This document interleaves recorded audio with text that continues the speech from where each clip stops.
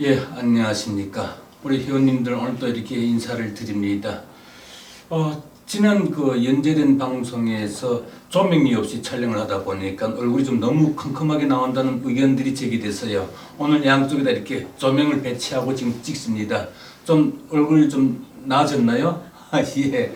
어쨌든 이렇게 스마일한 미소로서 인사를 드리게 됩니다. 오늘도 지난 연재된 방송에 의해서 질량, 중력, 밀도, 온도 메커니즘, 우주 공식에 대해서 말씀드리겠는데요. 앞선 유튜브에서 질량, 중력, 밀도, 온도 메커니즘, 우주 공식에 의해서 이 매우 정밀한 우주 공식에 의해서 별들이 생성된다는 것에 대해서 과학적으로 밝혀드렸습니다. 또한 이 우주 공식에 의해서 별들이 종류가 결정이 되고 수명까지 결정이 된다는 것까지 대해서도 과학적으로 설명을 드렸고요. 또 우리 인체를 이루고 있는 이 원소들이, 인체 세포를 이루고 있는 원소들이 별에서 어떻게 생성되는지에 대해서도 지난 유튜브 방송에서 과학적으로 밝혀드렸습니다. 오늘 그 방송에서는 별의 진화 과정에 대해서 설명을 드리려고 합니다. 제가 이미지를 보여드리면서 설명을 드릴 건데요. 네. 지금 여러분들이 보시는 이 이미지는 태양보다 10배 이상의 질량을 가진, 그러니까 태양보다 10배 이상 무거운 별의 핵을 이루고 있는 철 원자가 붕괴되는 모습을 보여주고 있습니다. 지난 그 방송에서 말씀드렸습니다만 이 철 원자는 중력의 세기에 가장 잘 안전하게 견딜 수 있는 구도를 가졌거든요. 원자 구조가 그래요.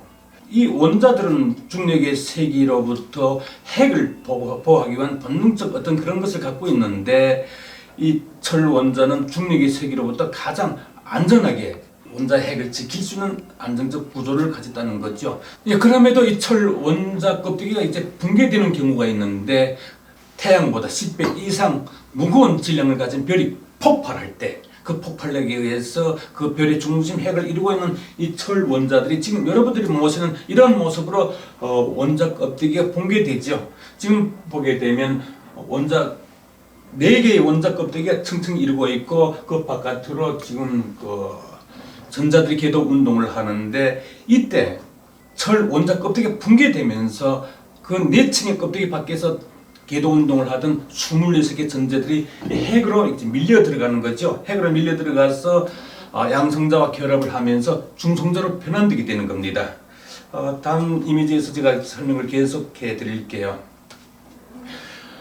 지금 여러분들 보시고 있는 것은 철 원자의 구조인데요. 핵이 있고 4겹의 껍데기가 존재하고 거기에서 26개 전자들이 궤도 운동을 하죠. 그리고 원자 핵은 양성자와 중성자들로 이루어져 있는데 이 원자의 껍데기가 붕괴될 때, 그러니까 별이 폭발할 때, 별이 이처럼 태양보다 10배 이상의 별이 폭발하는 것을 초신성 폭발을 하는데요. 그 폭발력에 의해서 별의 중심 핵을 이루고 있는 이 철 원자 껍데기, 4겹으로 된 원자 껍데기가 붕괴될 때 이 껍데기 밖에서 궤도 운동을 하던 전자들이 핵으로 이렇게 밀려 들어가면서 양성자와 결합하면서 중성자로 변환된다. 지금 그런 말씀을 드리고 있습니다. 다음 이미지에서 설명드릴게요. 지금 여러분들 보시는 것처럼 여기에 태양 질량이 10배 이상이 되는 거성이 있고요. 그리고 이 거대한 별의 중심 핵을 이루고 있는 철 원자 껍데기가 붕괴되면서 그리고 껍데기 밖에서 전자들이 핵으로 밀려 들어가면서 양성자 결합하면서 중성자로 변환되는데 그러면서 이 거성은 중성자 별로 진화하게 되죠. 그런데 말이죠. 태양보다 10배 이상 되는 별이 중성자 별로 진화하면서 그 규모가 어느 정도로 작아지는가 하면 이 정도로, 그러니까 서울시 규모보다 작아지는 거죠. 태양보다 물론 이렇게 엄청나게 작아지는 것도 물론이고 지구보다 엄청나게 작아지는 것도 물론이고 서울시 규모보다 작아진다. 지금 그걸 지금 보여주고 있는데요.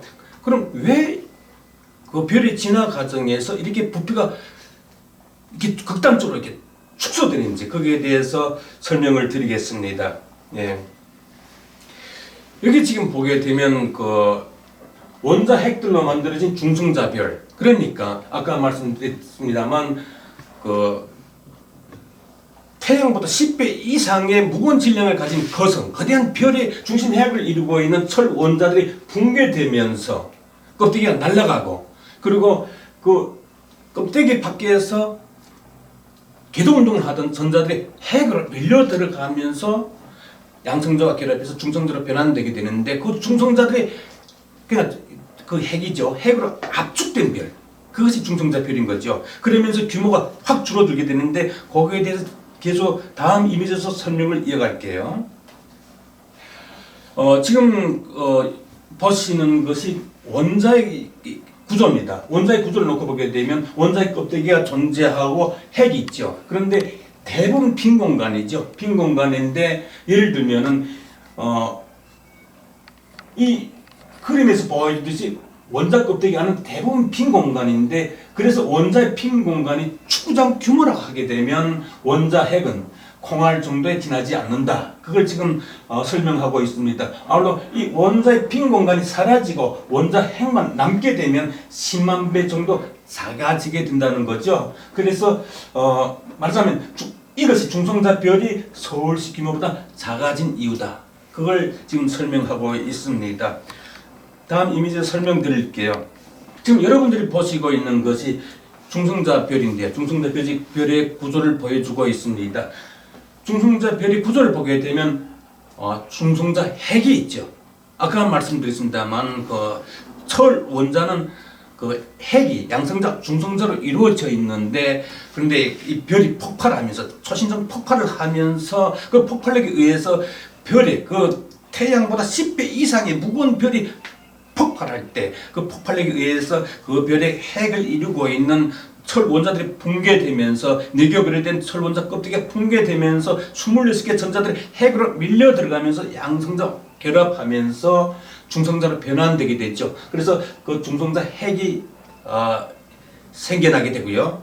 그리고 이 중성자 별의 바깥은 말하자면 붕괴되지 않은 철 원자들이 감싸고 있는 구조죠. 그러니까 극단적으로 압축된 철 원자들이 중성자 별의 바깥을 감싸고 있다. 그리고 안에는 중성자들로만, 원자 핵으로만 이루어진 핵이 존재한다. 바로 그 중성자 핵이 존재한다. 바로 이것이 중성자 별의 구조입니다. 계속해서 설명을 드릴게요.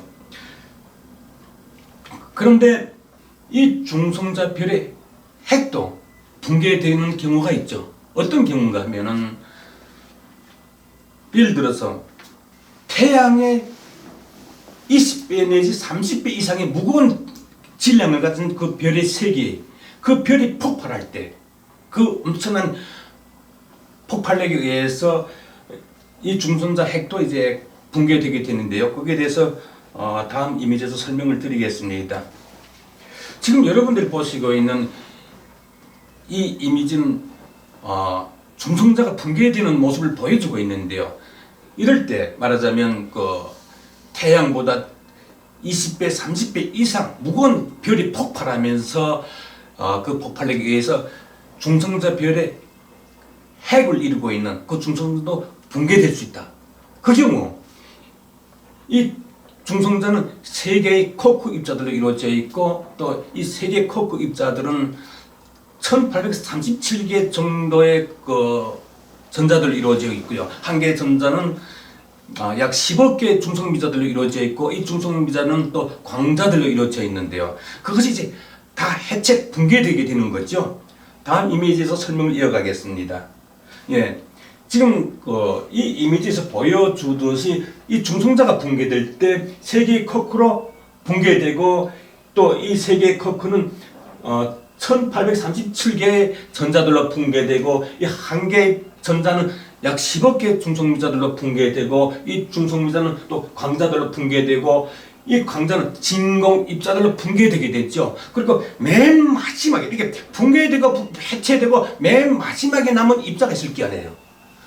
그 마지막 입자, 그것이 이제 진공 입자인데요. 그 진공 입자가 극단적으로 압축된 것이 바로 블랙홀입니다. 이것이 바로 블랙홀의 실체예요. 블랙홀의 실체인데 다음 이미지에서 설명을 이어갈게요. 지금 여기에 보게 되면 중성자별과 블랙홀을 지금 보여주고 있어요. 그러니까 이 중성자별의 이 핵은 중성자들로 이루어져 있죠. 그러니까 이 중성자가 붕괴되면 붕괴 해체되고, 말하자면 아까 말씀드렸습니다만 이 중성자는 3개 쿼크 입자들로 이루어져 있고 3개 쿼크는 1837개 전자들로 이루어져 있고 1개 전자는 약 10억 개 중성미자들로 이루어져 있고, 이 중성미자는 강자들로 이루어져 있고 이 강자는 진공 입자들로 이루어져 있는데, 이처럼 붕괴 해체되는 과정에서 맨 마지막으로 남은 입자가 극단적으로 압축된 것이 블랙홀이라는 거죠. 이것이 바로 중성자별과 블랙홀의 실체예요. 이것은 어떤 이론이 아니라 우리가 눈으로 관측할 수 있는, 지금 현대 우주과학은 오직 100% 관측할 수 있는 경지에 이미 와 있기 때문에 우리가 물리적 증거로 증명할 수 있다는 거죠. 이것이 바로 블랙홀의 실체라는 것을 말씀드리게 됩니다. 계속해서 다음 이미지에서 말씀을 드릴게요.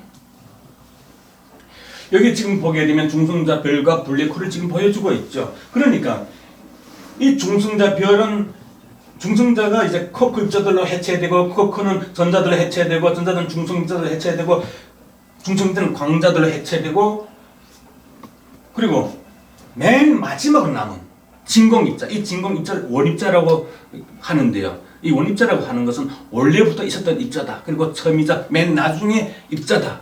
물론 제가 붙인 이름입니다만, 이 마지막으로, 그러니까 이 중성자가 붕괴 해체되는 과정에서 다 이제 붕괴 해체되고 맨 마지막으로 남은 이 원입자, 진공 입자들이 극단적으로 압축된 것이 블랙홀이다. 이해되시죠?